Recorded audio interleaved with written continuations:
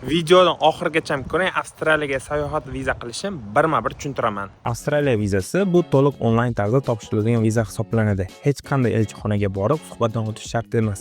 Ya'ni siz nomingizdan siz topshirgan hujjat gapiradi. Eng birinchi navbatda Avstraliya immigratsiyaning rasmiy saytida imi.homeaffairs.gov.au ga kiramiz. U yerdan o'zimizga email akkaunt yaratamiz. Bu viza arizasini topshiradigan shaxsiy profil hisoblanadi. Profilni yaratganingizdan keyin sayohat qilish uchun yangi hujjat topshirish bo'limiga o'tasiz va sizga 20 ta bosqichli savol chiqadi. Ularni bemalol 30 daqiqa ichida to'ldirib chiqishingiz mumkin.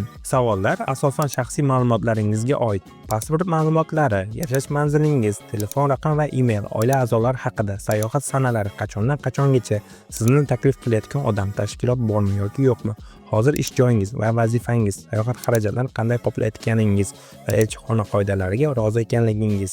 Arizani to'ldirish uchun eng kamida IELTS 5 darajada ingliz tilini tushunish yetarli. Agar hali bilmasangiz, Google Form orqali matnni o'zbekchaga tarjima qilib to'ldirishingiz mumkin yoki ChatGPT yordam olib, o'zbekchada yozgan izohlaringizni inglizcha tarjima qilib olsangiz bo'ladi. Ariza to'ldirgach, kerakli hujjatlarni yuklaysiz. Bir vaqtning o'zida 60 tagacha hujjat yuklash mumkin. Har birining hajmi 5 megabaytdan oshmasligi kerak. Odatda 10-15 ta hujjat yetarli bo'ladi. Kerakli hujjatlar ro'yxati.